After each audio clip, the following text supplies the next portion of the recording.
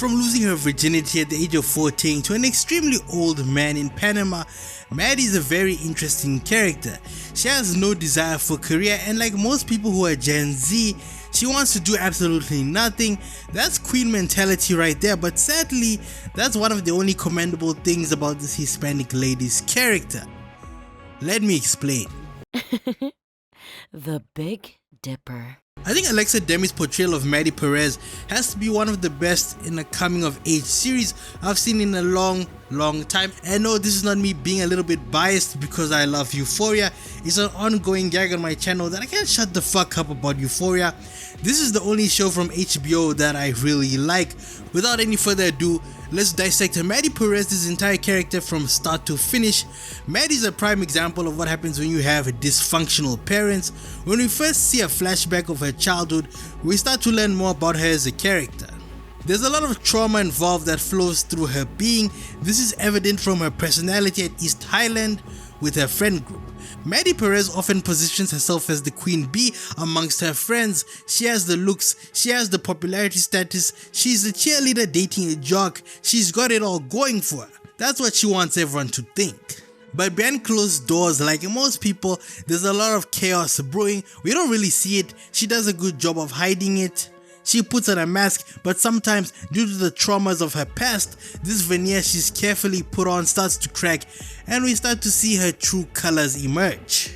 I think the perfect example of this regarding the friend group is the clear dynamic between her and Kat. Let's just be obvious, I'm just going to say it for what it is. I don't mean to offend anyone, but let's take the physical characteristics of these two. They are both of the same ethnic group in this show. Well, that's what I'd like to believe based on their last names. One of them is on the slender side, the other one is a little bit bigger. There's nothing wrong with that, I'm just clearly pointing out the obvious. So you could say that maybe Maddy matches the more Latina, cliche, stereotypical features that are considered hot according to the male gaze. She uses this to tease boys. We see this in a flashback in one of the episodes. Other times where this was the case was during the pool party scene where she grabbed Tyler just to piss off Nate. Tyler was just a means to an end. During the second season, she teases once more while banging on the door of the bathroom that Cassie's inside. This man wants her number and to clearly sleep with her. Maddy is not interested, but she still finds his advances amusing, so she keeps on entertaining it, because who doesn't like an ego boost? I'll explain more later on why she does this. It isn't just for vanity, it isn't just to get pleasure out of it. Okay, well, some of it is, but it's actually sadder than you think. Maddy had a really harsh upbringing. Her father was basically always hopping from job to job. He was pretty much a functioning alcoholic, but half the time I saw this guy on screen, he was just sitting on the couch like a sloth, not really doing much with his life. Later on in that same episode, we come to learn that ever since Maddy was 10, he's not been sleeping in the same bed as her mom. So the implication here is that this is a de facto marriage. Speaking of Maddy's mom was rather strict on her. She had a clear vision set out for Maddy. Her mom probably pushed her to be a performer. But of course, Maddy being her own person, her ideals somewhat clashed with that of her possibly rigid, strict mother. Due to this chaos she endured as a kid, this is most likely where her fondness for wanting to assert her position of dominance amongst men stems from. That's why she likes to have guys wrapped around her finger. The most common example in this show is Nate. Nate likes to believe he's the one who has control and dominance over Maddy, but we all know that she's the one who has him in a chokehold. No pun intended. We see this in the scene where she's practicing positions on her bed. Oh boy, trust me, she is really studious about those X-rated videos, like she has a midterm coming up soon. She's watching the theory and doing the practical all at the same time. I respect it. You know what they say, practice makes perfect, am I right? Or am I right? She wants to please Nate, but it isn't really for Nate's pleasure, it's more so that she can get what she wants out of him, cause just like Rue said, if you can make a guy feel good, he'll do whatever for you. She didn't say that verbatim, but the point still stands. Of course she likes Nate, I'm not saying she's a user, I'm just saying she developed these tactics because she saw that it worked and furthermore helped her get what she wanted without much backlash, if any at all. Presuming that you're a pretty girl, it's easier for you to get what you want. Maddy realized this at a young age and she's using it to its full effect. Pretty privilege is a thing. If it works to your benefit, use it. Yeah, sure, it might make you come across like a cunt to everyone else, but at least you're getting free shit, right? This messed up childhood also works in tandem with this chaotic personality she has. Why does she like this toxicity with Nate? It's rather simple. Her home life, her parents, you can clearly see from the flashback scenes, there's not much stability. You could say it's somewhat of a nuclear household, but there's nothing in sync with these two, and by these two I mean her parental figures. Like I said earlier, the dad is pretty much a couch potato. He's not involved, he's busy doing his own thing, he's in his own universe, he could give a fuck about what his kid is doing. This lack of a proper father figure usually results in a lot of problems for kids, and this is just one of those cases.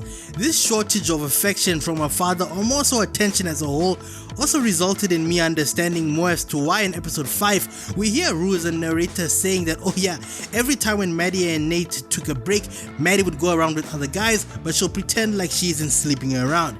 It's not because she's like a slut or anything, she just wanted to feel power over them, she wanted to fill a void, but as we all know, sleeping around with no real strings attached is only a temporary dopamine high. You'll feel a sense of euphoria for a while, but then eventually you'll need to do it again and again. Just think of Cal Jacobs. This man was so depressed that even during one encounter with this escort, he didn't even sleep with them. Cal just wanted to talk. That's how you know you're in the dumps for real. Anyways, back to Miss Perez. This clear disconnect between her parents has also led Maddy to somewhat be rough with people. She doesn't mean it, but sometimes she likes to be cunning and sneaky. I guess you could say that she had to develop these tactics in order to shield and protect herself, or maybe she sees it as the only way fit because nobody taught her any better. For example, when she's the babysitter for these rich folk, she ends up stealing from the wardrobe. She doesn't really need to steal. Maddy's not like piss poor, but either way she takes what doesn't belong to her because she does what she wants. It's that thing of, I'm gonna get what I want regardless of who feels a type of way about it. That's just how Maddy operates. A constant personality trait that's persistent throughout the episodes whenever we see Maddy on screen is the desire to dominate. Remember that at the start of this episode, Rue did say when Maddy was a kid she learned a valuable lesson. There are two types of people in this world. Those that bend down and do someone's nails, and others who sit in these chairs and get their nails done. She always wants to feel like she's the boss. If you try to confront her for it, best believe that you will get punished. Go ask Cassie. My ex, and you're fucking crying? Going back to the whole thing of Maddy being touched at 14 years old while she was on vacation in Panama, this is way more common than you think it is. I know it's abnormal, but this also probably plays into why she's unhinged at times. At the beginning of this episode, we see Rue narrate the fact that Maddy used to like to participate in pageants. Depending on who you ask, pageants are kind of a frivolous activity. There's nothing really hard about the whole thing. Quite frankly, I think most contestants are vapid and pretentious. Plus, a kid is probably just going to recite some talking points that their mom told them without really understanding any of them. So what's the point of the whole thing? Pageants are about being the center of attention. It's kind of narcissistic if you think about it. So I'm pretty sure this stuck with Maddy when she was growing up, which explains her love for cheerleading, more specifically being in the front row whilst cheerleading. She's actually just a broken person, and you know what they say, hurt people hurt people. It's interesting also how in this episode, we clearly see how Maddy's former personality somewhat becomes Kat's. Look at what Kat has been doing throughout this episode. She attends a party at the end, but before that, she's busy giving this guy who she sees at the mall a BJ. Kat is basically taking her power back, and this is the type of power Maddy had before Nate, well you know, choke slammed like a wrestler signed to the WWE. I think Maddy's relationship with Nate is a clear example of why people like to stay away from others who you can easily trauma bond with. Matter of fact, these two are inseparable, all due to a trauma bond. She should have left Nate a long time ago, but even when Nate ends up casually sleeping with Cassie, you can still see there's a little bit of resentment that Maddy has over her former best friend. It's not really because she's now sleeping with her ex-boyfriend. Yeah, sure, that's part of the ordeal, but it's because Maddy still likes Nate, even though these two are not meant for each other. This guy is Satan's greatest soldier.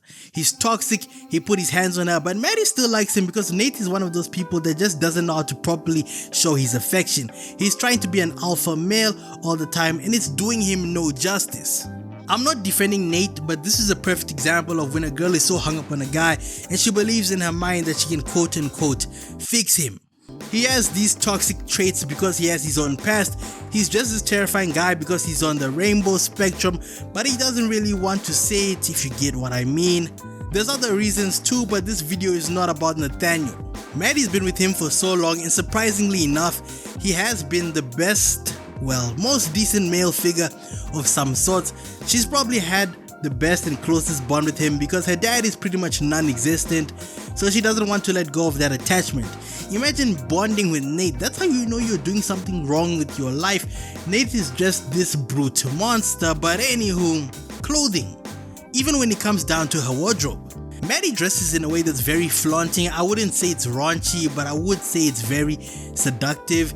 It's inappropriate for a teenager at times. This is all due to her wanting to court attention from perhaps the opposite gender, or she wants to feel good about herself when she does so, and maybe also to make other girls feel inferior to her in the hallway of her high school because she needs that self-esteem boost. Maddy and Kat are complete opposites. They both have this void from childhood because when Kat was a kid, she got rejected by this boy she really liked because she was a little bit too round for his liking. You know what they say, birds of a feather flock together. I'm really looking forward to seeing how Maddy's character changes throughout the series. I'm sure it'll be one hell of a ride. With that being said, pray for Maddy Perez. Hey, if you enjoyed this video, consider watching one of the two on your screen right now. And don't forget, villains tell the best stories.